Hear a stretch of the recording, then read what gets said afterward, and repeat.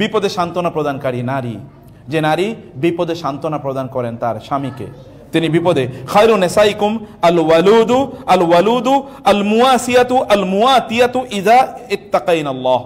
ভালো করে শুনুন, রাসূলুল্লাহ সাল্লাল্লাহু আলাইহি ওয়াসাল্লাম তিনি বলেছেন, ইমাম বাইহাকি এবং সহিহুল জামে হাদিসটি এসেছে, এবং হাদিসটি ইমাম আলবানী রাহিমাহুল্লাহ তিনি তার আস-সহিহাতে হাদিসটি উল্লেখ করেছেন, মানে আল আহাদিস আস-সহিহা, এখানে তিনি হাদিসটি উল্লেখ করেছেন। হাদিসটি কি? খায়রু নিসাইকুম, তোমাদের নারীদের মধ্যে শ্রেষ্ঠ তারাই যারা আল ওয়ালুদ, যারা অনেক বেশি সন্তান দেয়, এবং আল ওয়াদুদ, যারা স্বামীদেরকে অনেক বেশি ভালোবাসে, আল মুয়াসিয়াতু, যারা তাদের স্বামীদেরকে সান্ত্বনা প্রদান করে, আল মুয়াতিয়াতু, এবং যে সকল নারীরা তাদের স্বামীদের আনুগত্য করে, ইযা তাকাইনাল্লাহ। ভালো করে শুনুন, তাহলে চারটি জিনিস, সন্তান বেশি দেয়া, আপনার যদি শারীরিক সক্ষমতা থাকে, যদি অসুস্থ থাকে তাহলে তো ভিন্ন কথা, কিন্তু শারীরিক সক্ষমতা থাকলে সন্তান বেশি নিয়েন। বোনেরা, আমি আবারও বলি, ভালো কিছু মানুষ আপনাদের মাধ্যমে আসুক না এই পৃথিবীতে, ভালো কিছু মানুষ আসুক আপনাদের মাধ্যমে, এবং স্বামীদেরকে বেশি বেশি ভালোবাসা শো করুন, ভালোবাসা প্রদর্শন করুন। এটা মানে এই ভালোবাসার বিভিন্ন ধরনের এক্সপ্রেশন আছে, এটা জানা দরকার। ভালোবাসা কিভাবে নিত্য নতুন, মানে আপনি কিছু টেকনিক ডেভেলপ করেন, যে টেকনিক আপনি ভালোবাসা শো করবেন, এটা করা দরকার।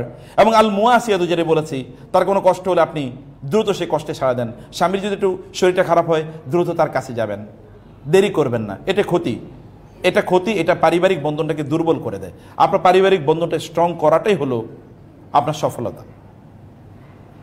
সফলতা। পারিবারিক বন্ধনটাকে স্ট্রং করা বা শক্তিশালী করা। অতএব এটি আমাদের করতে হবে। আর তার অধিকার পূরণে সবার চেয়ে বেশি অগ্রামী। আমাদেরকে অনেক সময় অনেকে প্রশ্ন করেন যে আমার বাবা মার অধিকার বেশি নাকি আমার স্বামীর অধিকার বেশি। ভালো করে শুনবেন, স্বামীর অধিকার বেশি। এমনকি যদি স্বামী যদি বলেন যে তুমি তোমার বাবার বাড়িতে যাবা না, তাহলে যাবেন না, ওনার অনুপস্থিতি চান। উনি যদি বলেন তার সাথে যোগাযোগ করবেন না, ওনার এই কথা বলা হারাম, এটা কবিরা গুনাহ, এটার জন্য উনি গুনাহগার হবেন। কিন্তু আপনি ওনার সামনে কথা বলবেন না, ব্যাস। আপনি আলাদা কথা বলুন, আপনি ওনার সামনে বলার দরকার নাই। স্বামীদের অনেক সমস্যা আছে, স্বামীরা থাকলে আমি বলতাম, এখন তো স্বামী একজন আছে মাত্র, আর আমরাও স্বামী, কেন আমরা তো নিজেরাই কইতেছি। তবে এটা মনে করেন না যারা বলে তারা যে ফেরেশতা, এটা মনে করেন না, এটা মনে করার কোনো কারণ নেই। আমরাও ফেরেশতা না, কেউ ফেরেশতা না, ত্রুটি বিচ্যুতি সবার আছে। কিন্তু এই জন্য আমি আগেই বলেছি, আল্লাহ যেন আমাদেরকে এই কথাগুলো সবচেয়ে বেশি আমল করার তৌফিক দান করেন, আল্লাহুম্মা আমিন। বোনেরা, সেই জন্য আমি বলছি যে এখানে আমাদের যেটা করা দরকার তা হলো আমরা যেন তাদের প্রায়োরিটি আমরা যেন প্রদান করি। এই কারণে রাসূলুল্লাহ সাল্লাল্লাহু আলাইহি ওয়াসাল্লাম বললেন, উনজিরি আইনা আনতে মিনহু ফাইন্নাহু জান্নাতুকে ওয়া নারুকি। তুমি দেখো যে তোমার স্বামীর কাছে তোমার অবস্থান কতটুকু, কারণ তিনি তোমার জান্নাত, তিনি তোমার জাহান্নাম। তোমার স্বামীর কাছে তোমার অবস্থান কতটুকু, তোমার স্বামী তোমাকে কতটুকু রেসপেক্ট করেন, ভালোবাসেন, শ্রদ্ধা করেন, এটা দেখবে। রাসূলুল্লাহ সাল্লাল্লাহু আলাইহি ওয়াসাল্লাম এই কথা বলেছেন, এবং এই হাদিসটি মুসনাদে আহমদে এসে, এবং আলবানী রাহিমাহুল্লাহ তার সহিহাতে হাদিসটি উল্লেখ করেছেন।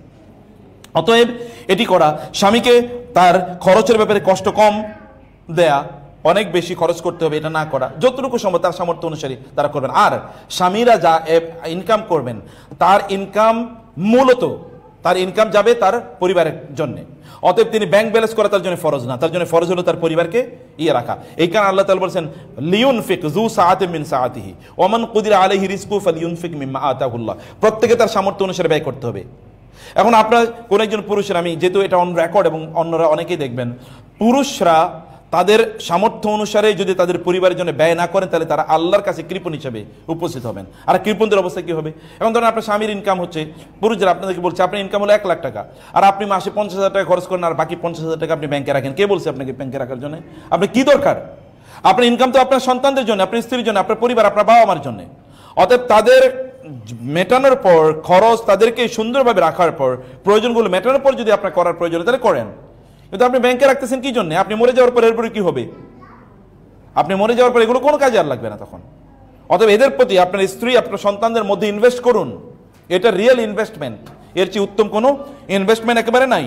অতএব বোনেরা, আপনাদের জন্য এই পয়েন্টটা হলো তা হলো যে স্বামীদের প্রতি তাদের কোনো কিছু হলে তাদের প্রতি কৃতজ্ঞতা প্রদর্শন করা, তারা যাই করেছে এখানে এই জায়গায় কৃতজ্ঞ থাকে। আর এবং আপনারা জানেন, আপনি যদি কৃতজ্ঞতা আদায় করেন তাহলে আল্লাহ তাআলা আপনার পরিবারে বরকত বাড়িয়ে দেবেন।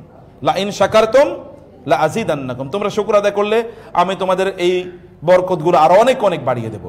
আপনার স্বামীর ইনকাম বাড়বে যদি আপনি কৃতজ্ঞতা আদায় করেন। কৃতজ্ঞতা আল্লাহর আদায় করুন, স্বামীর কৃতজ্ঞতা আদায় করুন। মাল্লাম ইয়াশকুরিন নাস লাম ইয়াশকুরিল্লাহ। কেউ যদি মানুষের কৃতজ্ঞতা আদায় না করে তাহলে সে আল্লাহর কৃতজ্ঞতা কিভাবে আদায় করবে?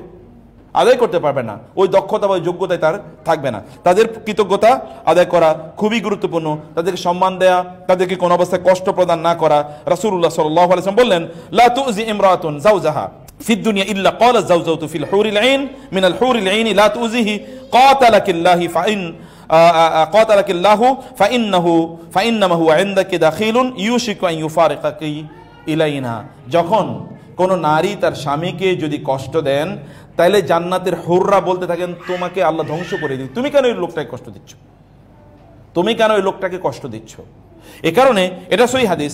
এখানে আমরা বলছি যে কোন অবস্থায় আমরা যেন আমাদের স্বামীদেরকে যেন কোন অবস্থায় কষ্ট না দেই, এবং তাদের বাড়িতে ওয়াকারনা ফি বুয়ুতিকুন্না ওয়ালা তাবাররাজনা তাবাররুজাল জাহিলিয়াতিল উলা, ঘরে বেশি বেশি থাকা, অপ্রয়োজনে ঘর থেকে স্বামীর ঘর থেকে বের না হওয়া, প্রয়োজনে অপ্রয়োজনে বিভিন্ন জায়গায় ঘুরতে বেড়ানো, এগুলো অনুমোদন, যদি স্বামী অনুমোদন তাহলে ভালো কথা। আদারওয়াইজ আপনি বেশি বেশি আপনার বাসায় থাকুন, এতে আপনার কল্যাণ অনেক বাড়বে, বরকত অনেক বাড়বে। আপনি তো সুখ চান, আপনার সুখ এতে অনেক অনেক বাড়বে। এবং স্বামীর গোপনীয় বিষয়গুলো এগুলো কোনো জায়গায় কোনো জায়গায় এগুলোকে শেয়ার না করা, এবং স্বামী সন্তানদের প্রতি প্রচণ্ড স্নেহশীলা থাকা, যেটা আমি আগেও বলেছিলাম। এই কাজগুলো আমাদের প্রচণ্ড গুরুত্বপূর্ণ, এগুলো আমাদের করা দরকার। আর যে কাজগুলো আমাদের করা হারাম বা নিষিদ্ধ, এরকম অসংখ্য আমরা কিছু বদ চরিত্রের কথা আমরা বলেছিলাম যেগুলো নারীদের মধ্যে থাকা রাসূলুল্লাহ সাল্লাল্লাহু আলাইহি ওয়াসাল্লাম নিষিদ্ধ করেছেন, সেগুলো যেন আমাদের মধ্যে না থাকে। This is important. বিবাহ পরবর্তী কিছু দায়িত্ব, স্ত্রীর প্রতি স্বামীর কি কি দায়িত্ব আছে, আমি শুধু পয়েন্টটা আপনাদেরকে বলে রাখি। এর মধ্যে 1 নম্বর দায়িত্ব হচ্ছে পরিবারে ইসলামী অনুশাসন প্রতিষ্ঠা করা। এটা স্বামীদের কাজ, পুরুষদের কাজ। পরিবার যেন ইসলামিক অনুশাসনে চলে, এটা নিশ্চিত করতে হবে। 2 নম্বর হচ্ছে হাসি মুখে থাকা এবং উত্তমভাবে কথা বলা। সারাদিন কাজ করে এসেছেন, এই জন্য চেহারাটাকে একেবারে গোমরামুখী করে রাখতে, তাকানো যায় না, মনে যেন পুরো অমাবস্যার রাতের কালো অন্ধকার তার মুখের উপর এসে এবার কালিমা যুক্ত করে রেখেছে গোটা মুখে। না, আপনি কষ্ট করছেন কাদের জন্য? যদি আপনি বলে থাকেন যে আমি আমার স্বামী, আমি আমার স্ত্রী সন্তানদের জন্য কষ্ট করছি, তাহলে তাদের সামনে নিয়ে চেহারাটা আপনি খারাপ করে রাখবেন। চেহারাটা তো তাদের বাইরে কষ্ট থাকলেও ভিতরে হাসি মুখে প্রবেশ করবেন, যেন ভিতরে এনভায়রনমেন্টটা কি এটা জান্নাতি এনভায়রনমেন্ট হয়। এটি আমাদের করা দরকার। 3 নম্বরে হচ্ছে উত্তম ব্যবহার করা, প্রত্যেকের সাথে উত্তম আচরণ করবেন। আমি আমার নানা নানিকে দেখেছি একজন আরেকজনকে আপনি করে কথা বলতে, তুমি জীবনও শুনি নাই, তুই তো শুনিই নাই জীবনে কোনোদিন, আপনি করে বলতে শুনেছি। একজন আরেকজনকে আগে এরকম ছিল এবং সেখানে ভালোবাসাও ছিল, তাই না? আমরা তুমি করে বলি, তাতে কোনো নিষিদ্ধ না, কিন্তু তুই আইলো কেন, তুই আসলো কেন, তার শ্রদ্ধাটা কোন লেভেলে আইসা পৌঁছে বলেন তো এটা। আচ্ছা, এটা আমাদের করা দরকার। স্ত্রীর সাথে একান্তে বসা এবং খোঁজ গল্প করা। আমি স্বামীদের কথা বলছি, স্ত্রীর সাথে গল্প করা। এবং আমি আবারও বলি, পারিবারিক আলোচনা বাদ দিয়ে আপনারা কেবল ভালোবাসার, স্বামী স্ত্রী ভালোবাসার আলোচনা যদি 5-10 মিনিট না করতে পারেন, তাহলে বুঝবেন যে আপনারা কি এখানে অলরেডি পোকা ঢুকে